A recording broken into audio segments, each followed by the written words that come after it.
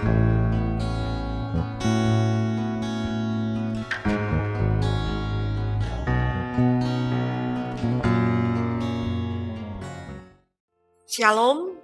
damai di hati, Bapak Ibu yang diberkati Tuhan. Jumpa lagi kita dalam pelayanan Gerakan Membaca Alkitab 365 hari. Kita ada di hari yang ke-265.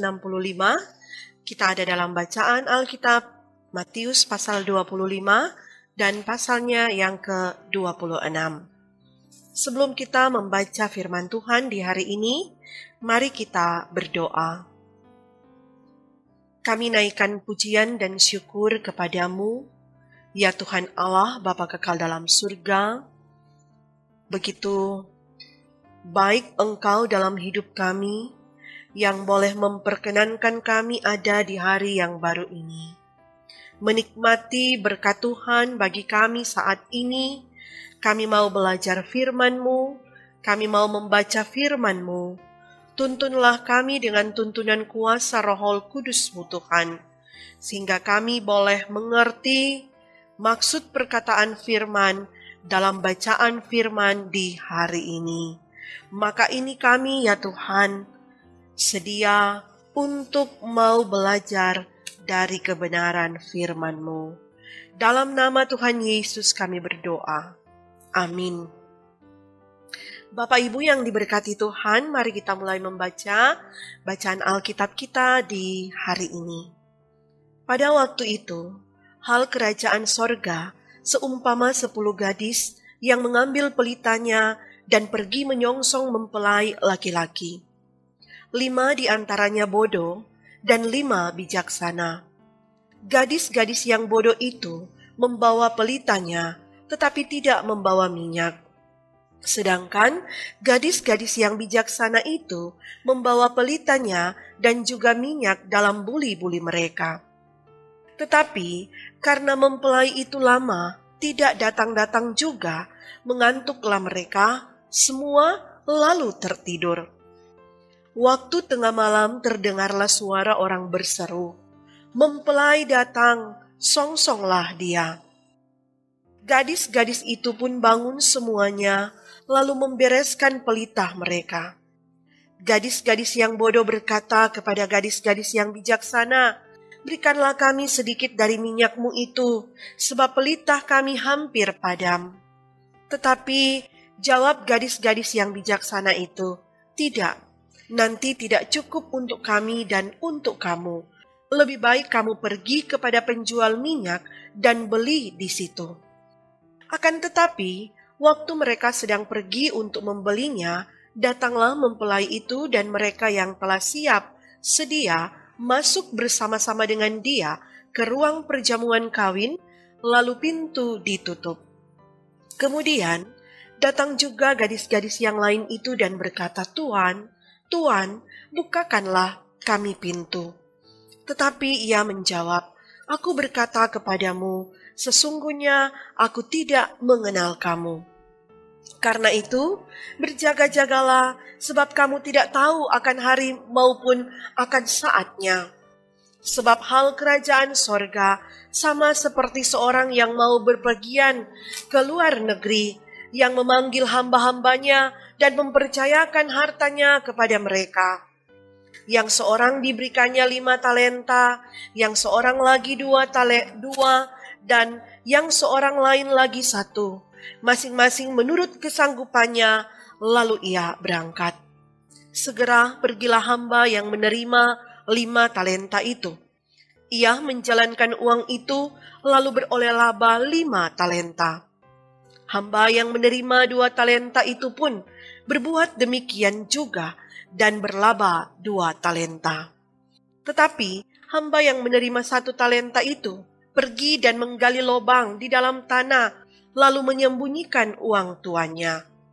Lama sesudah itu, pulanglah tuan hamba-hamba itu, lalu mengadakan perhitungan dengan mereka.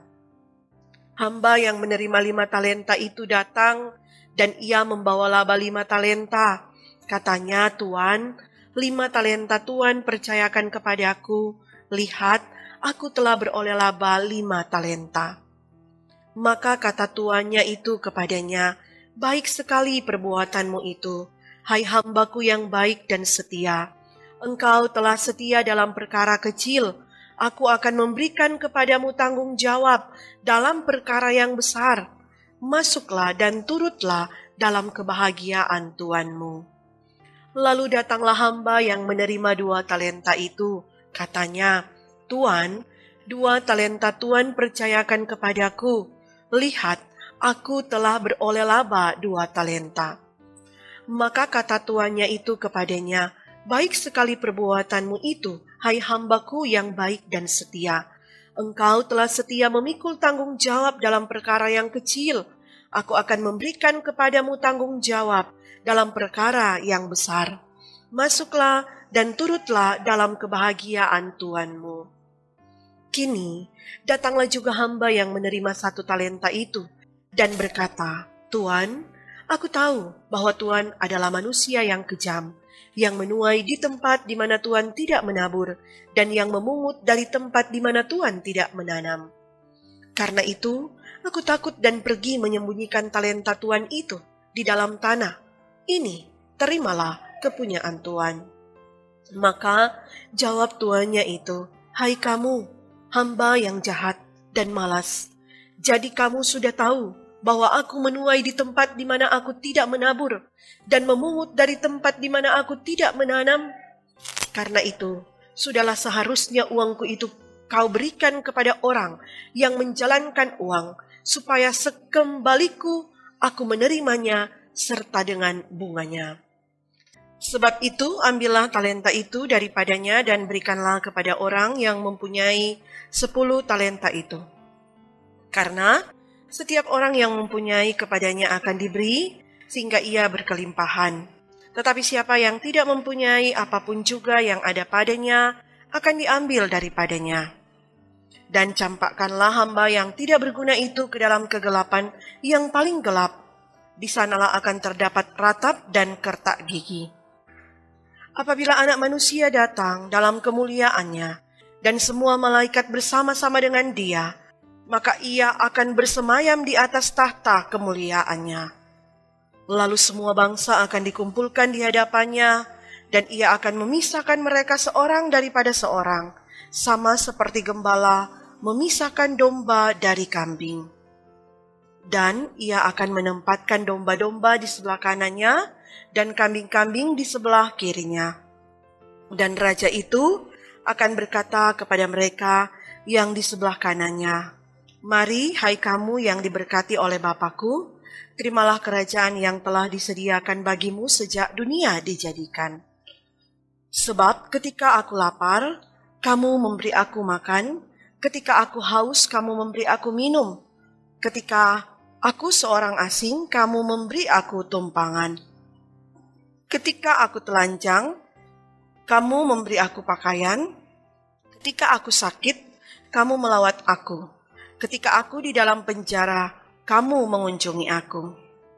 Maka orang-orang benar itu akan menjawab Dia, katanya, "Tuhan, bila manakah kami melihat Engkau lapar, dan kami memberi Engkau makan, atau haus, dan kami memberi Engkau minum? Bila manakah kami melihat Engkau sebagai orang asing, dan kami memberi Engkau tumpangan, atau telanjang, dan kami memberi Engkau pakaian? Bila manakah kami melihat Engkau sakit atau dalam penjara, dan kami mengunjungi Engkau?" Dan Raja itu akan menjawab mereka, "Aku berkata kepadamu, sesungguhnya segala sesuatu yang kamu lakukan untuk salah seorang dari saudaraku yang paling hina ini, kamu telah melakukannya untuk aku." Dan Ia akan berkata juga kepada mereka yang di sebelah kirinya, "Enyalah dari hadapanku, hai kamu, orang-orang terkutuk.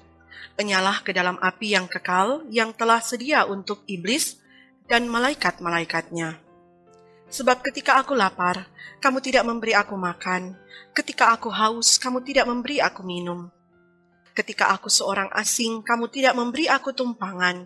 Ketika aku telanjang, kamu tidak memberi aku pakaian. Ketika aku sakit dan dalam penjara, kamu tidak melawat aku."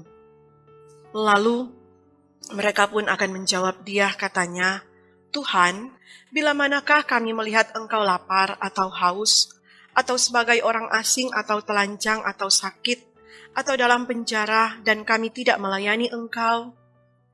Maka ia akan menjawab mereka, aku berkata kepadamu, sesungguhnya segala sesuatu yang tidak kamu lakukan untuk salah seorang dari yang paling hina ini, kamu tidak melakukannya juga untuk aku. Dan mereka ini akan masuk ke tempat siksaan yang kekal, tetapi orang benar ke dalam hidup yang kekal. Setelah Yesus selesai dengan segala pengajarannya itu, berkatalah ia kepada murid-muridnya, kamu tahu bahwa 2 hari lagi akan dirayakan Paskah, maka Anak Manusia akan diserahkan untuk disalibkan. Pada waktu itu, berkumpullah imam-imam kepala dan tua-tua bangsa Yahudi di istana imam besar yang bernama Kayafas. Dan mereka merundingkan suatu rencana untuk menangkap Yesus dengan tipu muslihat dan untuk membunuh dia. Tetapi mereka berkata, jangan pada waktu perayaan, supaya jangan timbul keributan di antara rakyat. Ketika Yesus berada di Betania, di rumah Simon si kusta, datanglah seorang perempuan kepadanya membawa sebuah buli-buli pualam berisi minyak wangi yang mahal. Minyak itu dicurahkannya ke atas kepala Yesus yang sedang duduk makan. Melihat itu, murid-murid gusar dan berkata, untuk apa pemborosan ini? Sebab minyak itu dapat dijual dengan mahal dan uangnya dapat diberikan kepada orang-orang miskin. Tetapi Yesus mengetahui pikiran mereka, lalu berkata, mengapa kamu menyusahkan perempuan ini? Sebab ia telah melakukan suatu perbuatan yang baik padaku. Karena orang-orang miskin selalu ada padamu, tetapi aku tidak akan selalu bersama-sama kamu. Sebab dengan mencurahkan minyak itu ke tubuhku, ia membuat suatu persiapan untuk penguburanku. Aku berkata kepadamu, sesungguhnya di mana saja Injil ini diberitakan di seluruh dunia, apa yang dilakukannya ini akan disebut juga untuk mengingat dia. Kemudian pergilah seorang dari ke-12 murid itu yang bernama Yudas Iskariot kepada imam-imam kepala. Ia berkata, apa yang hendak kamu berikan kepadaku, supaya aku menyerahkan dia kepada kamu?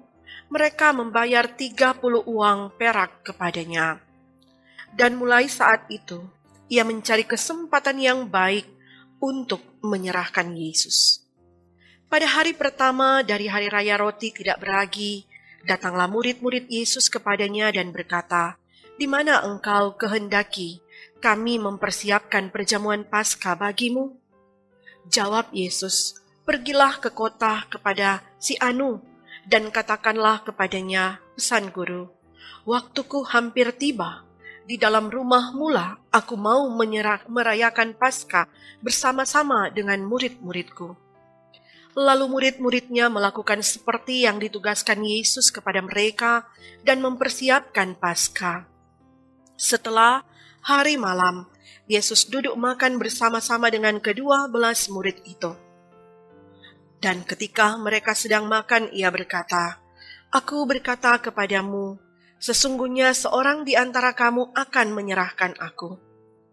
Dan dengan hati yang sangat sedih, berkatalah mereka seorang demi seorang kepadanya, bukan aku, ya Tuhan. Ia menjawab, dia yang bersama-sama dengan aku, mencelupkan tangannya ke dalam pinggan ini, dialah yang akan menyerahkan aku.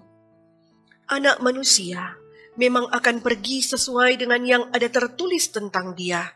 Akan tetapi, celakalah orang yang olehnya anak manusia itu diserahkan. Adalah lebih baik bagi orang itu, sekiranya ia tidak dilahirkan. Yudas, yang hendak menyerahkan dia itu menjawab katanya, bukan aku ya Rabi. Kata Yesus kepadanya, engkau telah mengatakannya. Dan ketika mereka sedang makan, Yesus mengambil roti, mengucap berkat, memecah-mecahkannya lalu memberikannya kepada murid-muridnya dan berkata, ambillah, makanlah, inilah tubuhku. Sesudah itu, ia mengambil cawan, mengucap syukur lalu memberikannya kepada mereka dan berkata, "Minumlah kamu semua dari cawan ini. Sebab inilah darahku, darah perjanjian yang ditumpahkan bagi banyak orang untuk pengampunan dosa. Akan tetapi, aku berkata kepadamu, mulai dari sekarang, aku tidak akan minum lagi hasil pokok anggur ini sampai pada hari aku meminumnya, yaitu yang baru bersama-sama dengan kamu dalam kerajaan Bapa-Ku." Sesudah menyanyikan nyanyian pujian, pergilah Yesus dan murid-muridnya ke Bukit Zaitun. Maka berkatalah Yesus kepada mereka, "Malam ini kamu semua akan tergoncang imanmu karena aku, sebab ada tertulis, aku akan membunuh gembala dan kawanan domba itu akan tercerai-berai. Akan tetapi, sesudah aku bangkit, aku akan mendahului kamu ke Galilea." Petrus menjawabnya, "Biarpun mereka semua tergoncang imannya karena engkau, aku sekali-kali tidak." Yesus berkata kepadanya, "Aku berkata kepadamu, sesungguhnya malam ini, sebelum ayam berkokok, engkau telah menyangkal aku 3 kali."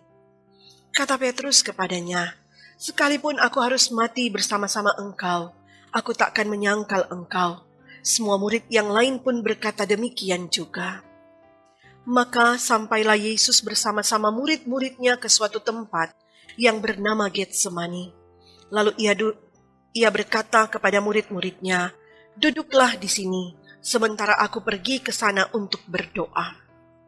Dan ia membawa Petrus dan kedua anak Zebedeus sertanya. Maka mulailah ia merasa sedih dan gentar. Lalu katanya kepada mereka, "Hatiku sangat sedih, seperti mau mati rasanya. Tinggallah di sini dan berjaga-jagalah dengan aku." Maka ia maju sedikit lalu sujud dan berdoa. Katanya, "Ya Bapa-Ku, jikalau sekiranya mungkin, biarlah cawan ini lalu daripadaku. Tetapi janganlah seperti yang ku kehendaki, melainkan seperti yang Engkau kehendaki." Setelah itu, ia kembali kepada murid-muridnya itu dan mendapati mereka sedang tidur. Dan ia berkata kepada Petrus, "Tidakkah kamu sanggup berjaga-jaga 1 jam dengan aku? Berjaga-jagalah dan berdoalah, supaya kamu jangan jatuh ke dalam pencobaan. Roh memang penurut, tetapi daging lemah."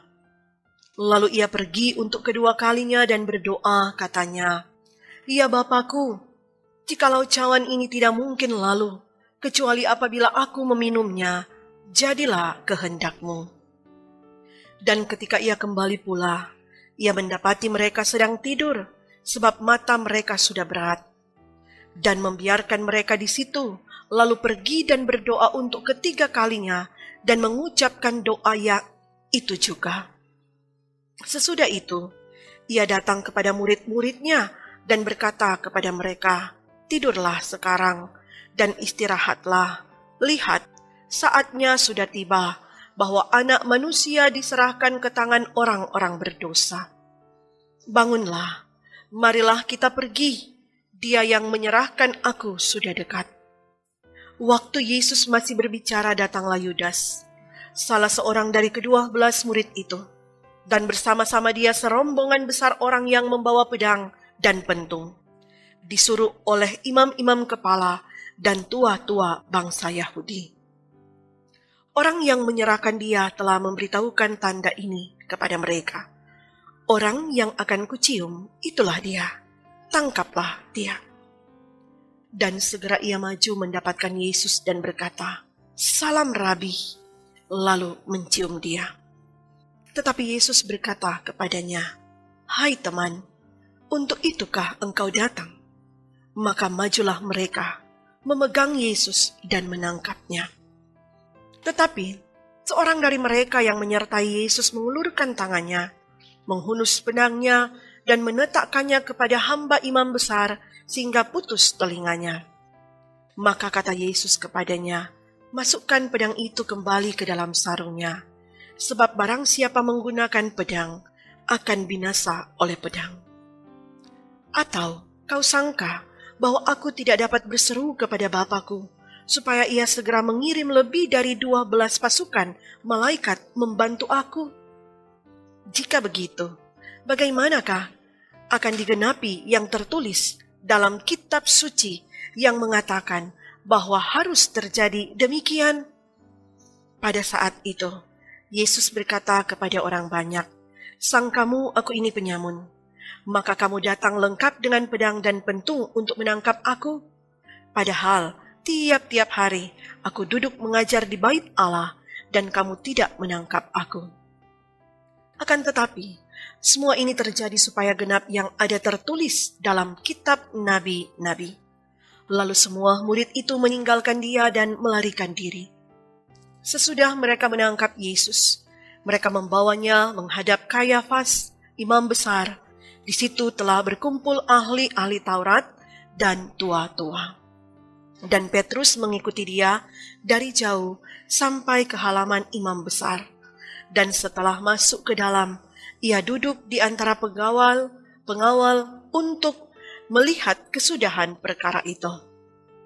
Imam-imam kepala, malah seluruh mahkamah agama mencari kesaksian palsu terhadap Yesus supaya ia dapat dihukum mati.